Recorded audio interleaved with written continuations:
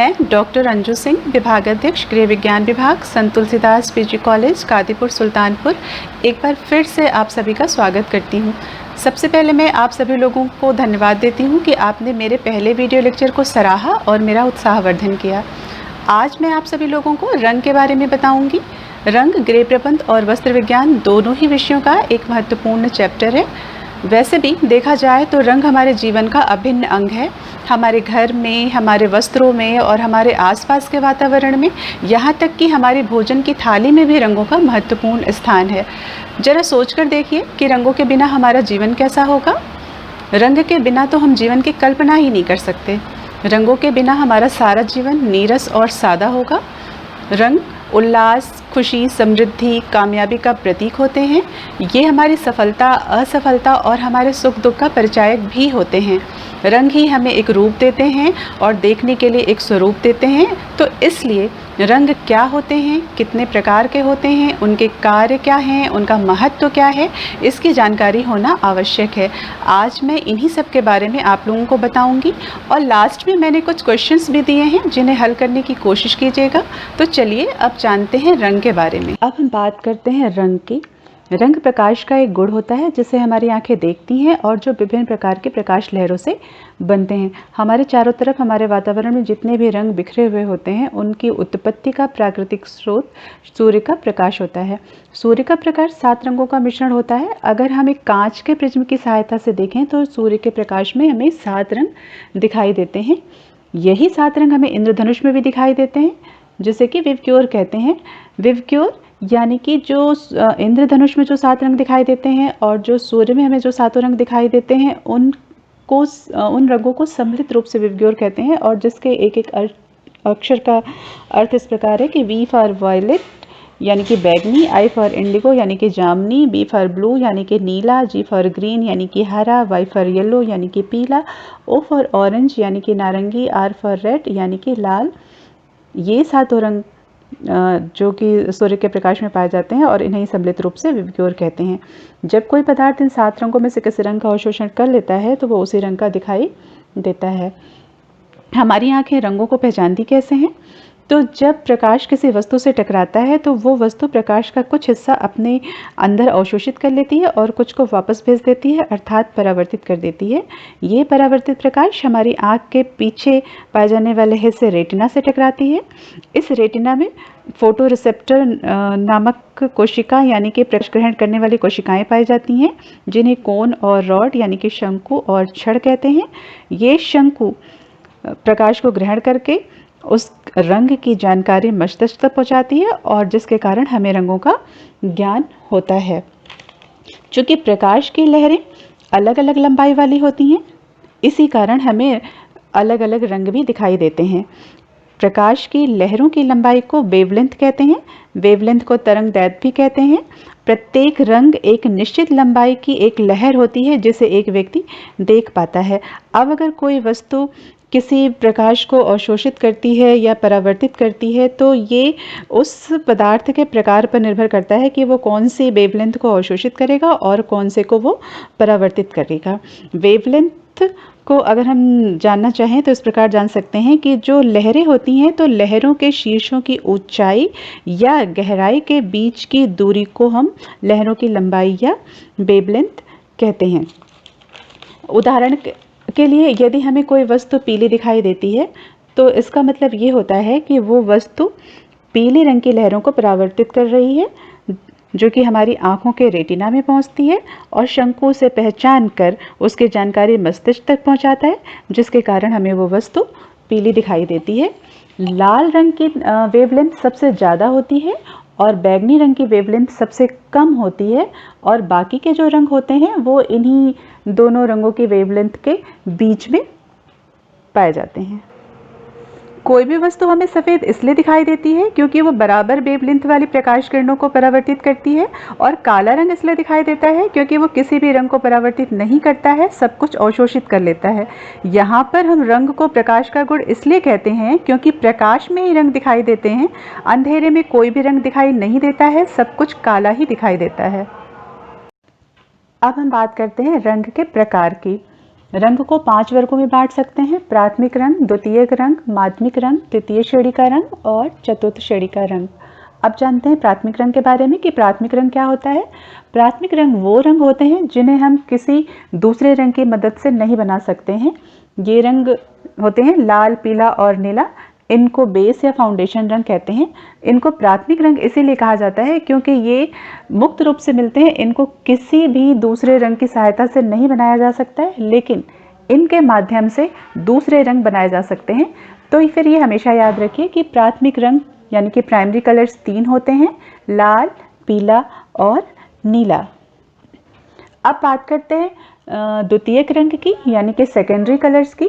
तो जब दो प्राथमिक रंगों को समान मात्रा में मिलाते हैं तो जो तीसरा रंग बनता है उसे हम द्वितीयक रंग कहते हैं।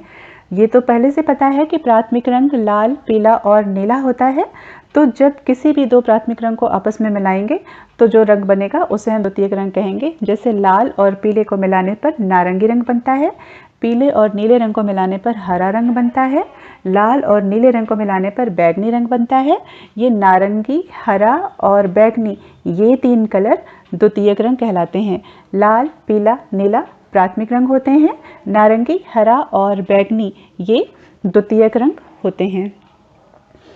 माध्यमिक रंग क्या होते हैं? जब एक प्राथमिक रंग और उसके पड़ोसी द्वितीयक रंग को आपस में मिलाया जाता है तब हमें माध्यमिक रंग प्राप्त होता है। माध्यमिक रंग 6 प्रकार के होते हैं। जैसे पीला और हरा को जब मिलाएंगे तो पीला हरा रंग बनता है। इसमें पीला प्राथमिक रंग है और हरा जो है वो द्वितीयक रंग है। इसी प्रकार पीला और नारंगी को मिलाने पर पीला नारंगी रंग बनता है। नीला और हरा रंग को मिलाने पर नीला हरा बनता है। नीले और बैगनी रंग को मिलाने पर नीला बैगनी रंग बनता है। लाल बैगनी को मिलाने पर लाल बैगनी बनता है। लाल और नारंगी रंग को मिलाने पर लाल नारंगी रंग बनता है।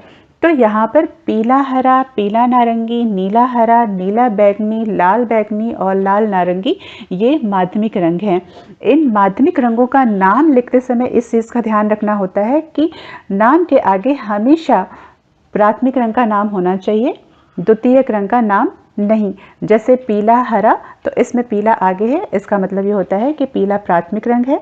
नीला हरा इसमें नीला आगे है, इसका मतलब है कि नीला प्राथमिक रंग है। लाल बैगनी इसमें लाल आगे है, इसका मतलब होता है कि ये लाल प्राथमिक रंग है। इसको इस तरह नहीं लिख सकते हैं, हरा पीला या नारंगी पीला इस तरह से नहीं लिख सकते हैं। हमेशा प्राथमिक रंग का नाम हमेशा आगे होना चाहिए।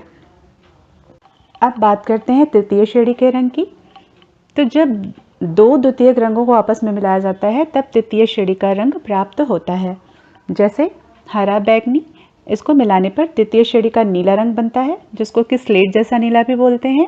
हरा नारंगी, इन दोनों रंगों को मिलाने पर तृतीय श्रेणी का पीला रंग बनता है, जो कि धुएं के समान पीला होता है। बैगनी और नारंगी, इन दोनों रंगों को मिलाने पर तृतीय श्रेणी का लाल रंग बनता है, जो कि ईंट के समान लाल होता है। यहाँ पे ध्यान रखिए कि हरा बैगनी दोनों ही द्वितीयक रंग हैं। हरा नारंगी ये दोनों भी द्वितीयक रंग हैं। बैगनी और नारंगी ये दोनों भी द्वितीयक रंग हैं। तो इसलिए इस चीज़ को ध्यान रखिए कि जब दो द्वितीयक रंगों को आपस में मिलाते हैं तब हमें तृतीय श्रेणी का रंग प्राप्त होता है। अब बात करते हैं चतुर्थ श्रेणी के रंग की। तो जब तृतीय श्रेणी के रंगों को आपस में मिलाया जाता है तब चतुर्थ श्रेणी के रंग प्राप्त होते हैं। जैसे तृतीय श्रेणी के नीले और तृतीय श्रेणी के पीले रंग को मिलाने पर चौथी श्रेणी का हरा रंग प्राप्त होता है।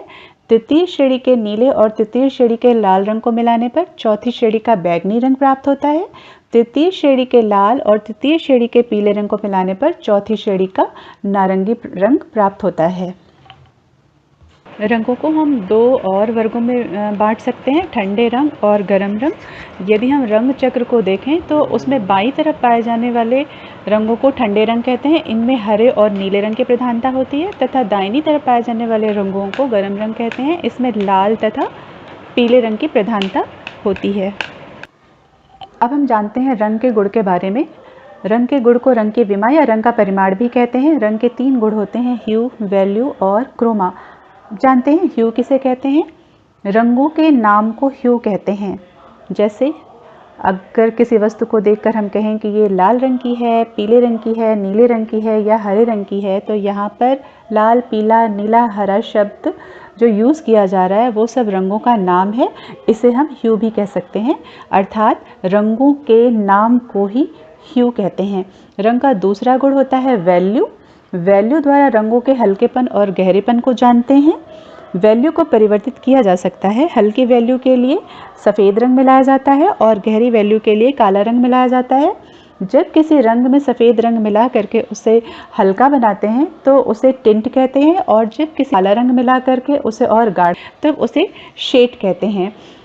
सफ़ेद रंग आकार में वृद्धि करते हुए दिखाई देता है क्योंकि ये प्रकाश को परावर्तित करता है, और काला रंग आकार में कमी करते हुए दिखाई देता है क्योंकि ये प्रकाश को पूरी तरह अवशोषित कर लेता है। काले रंग पर सफ़ेद रंग कम स्पष्ट दिखाई देता है, जबकि सफ़ेद रंग पर काला रंग अधिक स्पष्ट दिखाई देता है। रंग का तीसरा गुण क्रोमा होता है। इसे तीव्रता या इंटेंसिटी भी कहते हैं। अतः क्रोमा तीव्रता या इंटेंसिटी रंग का वो गुण होता है जो हमें रंग के चमकपन, मंदपन और धुंधलेपन के बारे में बताता है और इसकी शक्ति और कमजोरी को भी बताता है। रंग अपनी पूर्ण तीव्रता होने पर बहुत ही रुचिकर और अच्छा प्रभाव डालते हैं। जो रंग कम तीव्र होते हैं बहुत सूक्ष्म होते हैं और इनका प्रयोग और आनंद लंबे चौड़े क्षेत्र में ही किया जाता है। रंग की तीव्रता को कम किया जा सकता है यदि उसमें उसके पूरक रंगों को मिश्रित कर दिया जाए। इसके विपरीत रंग की तीव्रता में वृद्धि की जा सकती है यदि उनके पूरक रंगों को उनके पास रख दिया जाए। उदाहरण के लिए प्राथमिक रंग का संपूरक रंग द्वितीयक रंग होता है। अतः लाल रंग का संपूरक रंग हरा होता है। जब लाल रंग में उसके संपूरक रंग हरे रंग को मिला देते हैं तो लाल रंग की तीव्रता कम हो जाती है, और जब लाल रंग के बगल में हरे रंग का प्रयोग किया जाता है, हरा रंग उसका संपूरक रंग होता है, तो फिर लाल रंग की तीव्रता बढ़ जाती है। अब हम बात करते हैं रंग के कार्य की। रंग हमारे जीवन में महत्वपूर्ण कार्य करते हैं। जैसे रंग किसी भी वस्तु या वातावरण को सुंदर और मोहक बनाते हैं। ये बात बिल्कुल सत्य है क्योंकि हमारी प्रकृति, हमारे चारों ओर का वातावरण इसलिए इतना खूबसूरत दिखाई देता है क्योंकि उसमें चारों ओर विभिन्न प्रकार के रंग दिखाई देते हैं। अगर रंग ना रहे तो सारी प्रकृति रंगहीन हो जाएगी और हम किसी भी वस्तु में अंतर नहीं कर पाएंगे। रंग व्यक्ति के मनोभावों को परिवर्तित करने में सहायक होते हैं। हाँ, क्योंकि मानव जीवन रंगों के बिना सूना और उदास है। रंगों का व्यक्ति की मनोदशा पर प्रभाव पड़ता है। किसी को कोई रंग बहुत अच्छा लगता है तो किसी को कोई रंग बहुत बुरा लगता है। हर एक रंग हमारे जीवन पर अलग अलग असर डालता है। कोई रंग हमें उत्तेजित करता है तो कोई रंग हमें शांति का एहसास कराता है। जैसे लाल रंग हमारे आत्मविश्वास को बढ़ाने में सहायक है, और यदि हम क्रोध की अवस्था में हैं तो उस समय शांत सौम्य रंग जैसे सफ़ेद, गुलाबी आदि हमारे क्रोध को शांत करने का काम करते हैं। रंग विविधता प्रदान करते हैं। हमारी पूरी प्रकृति विविधतापूर्ण है जिसमें सबसे महत्वपूर्ण योगदान रंगों का ही है। चाहे सूर्य की लालिमा हो या खेतों की हरियाली हो, आसमान का नीलापन हो या मेघों का कालापन हो या बर्फ़ की सफ़ेदी हो या बारिश के बाद इंद्रधनुष की छटा हो, ऐसे जाने कितने ही खूबसूरत नज़ारे हैं जो हमें रंगों की अनुभूति कराते हैं। और इन्हीं रंगों की विविधता के कारण ही हम अपने वातावरण और अपने आसपास के वस्तुओं, मनुष्यों आदि में अंतर कर पाते हैं। रंगों द्वारा सजावट या किसी वस्तु की कमी को छिपाया जा सकता है। रंगों द्वारा व्यक्तित्व में निखार लाया जा सकता है। ऐसा माना जाता है कि जैसा रंग व्यक्ति को पसंद होता है उसका व्यक्तित्व भी वैसा ही होता है। रंगों का चयन करते समय मौसम का भी ध्यान रखना आवश्यक होता है।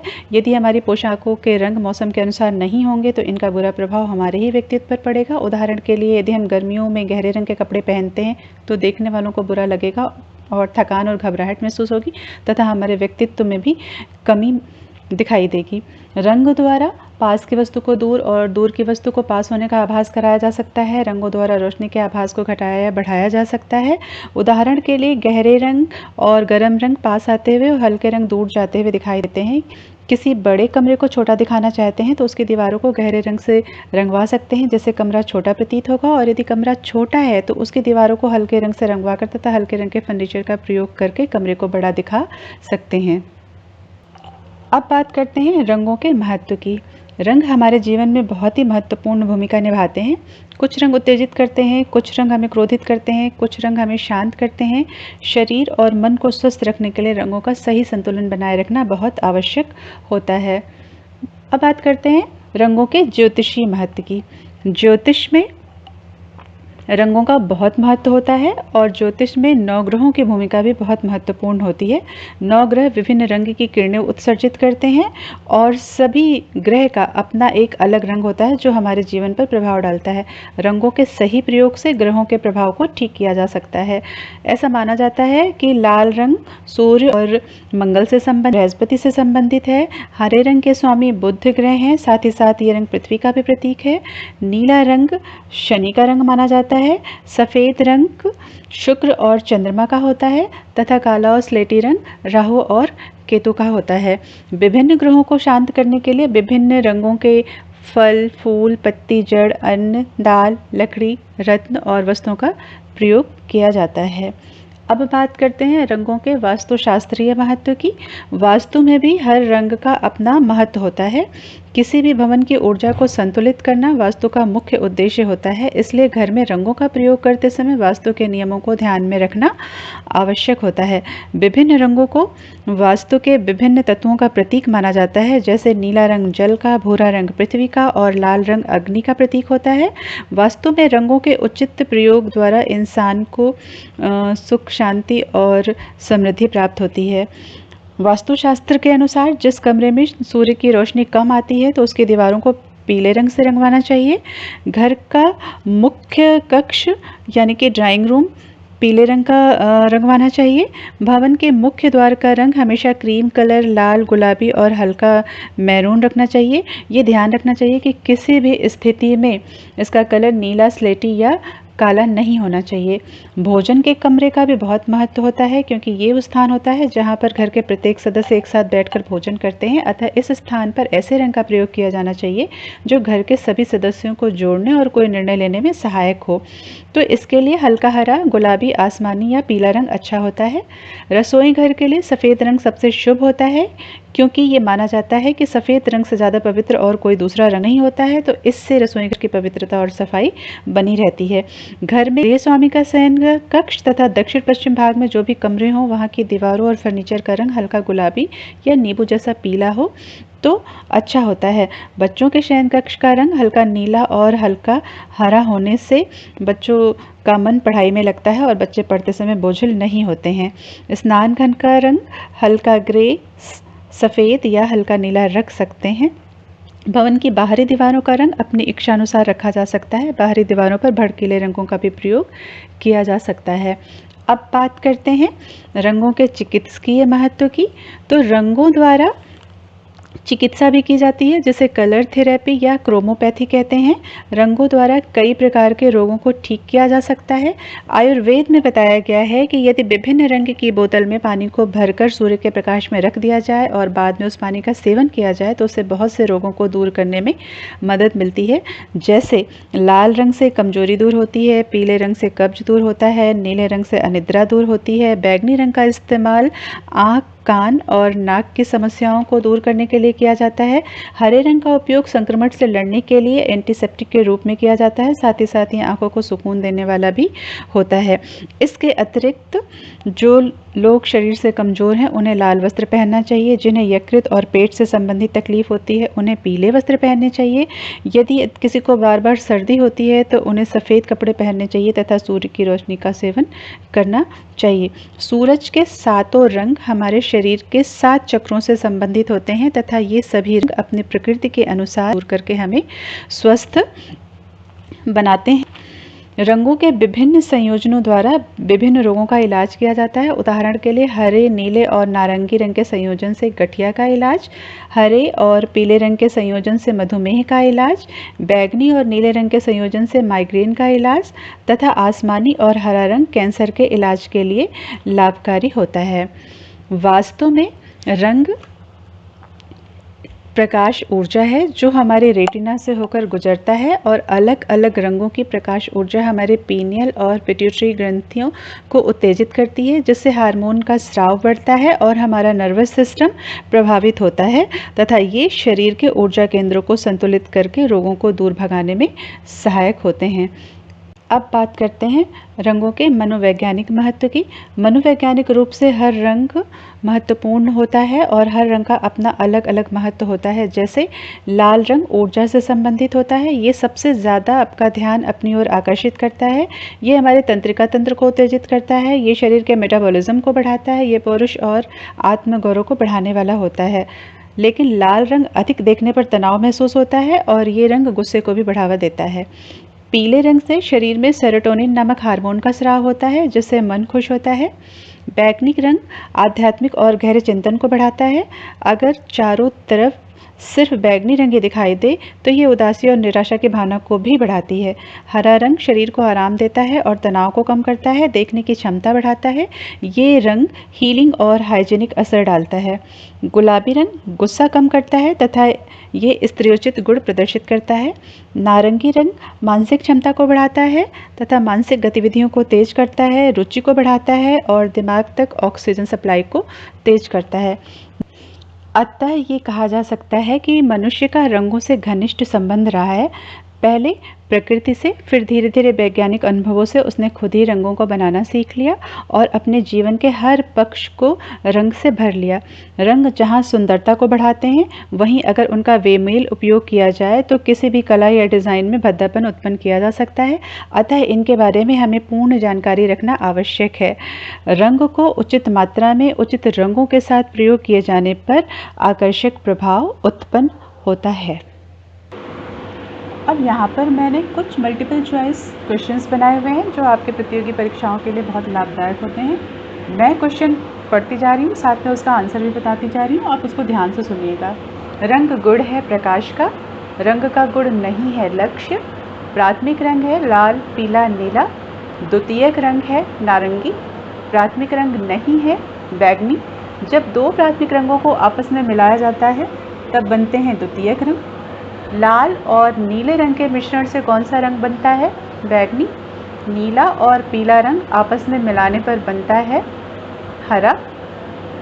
रंग का कौन सा गुण हमें रंगों की चमकपन और धुंधलेपन को बताता है? तीव्रता या क्रोमा।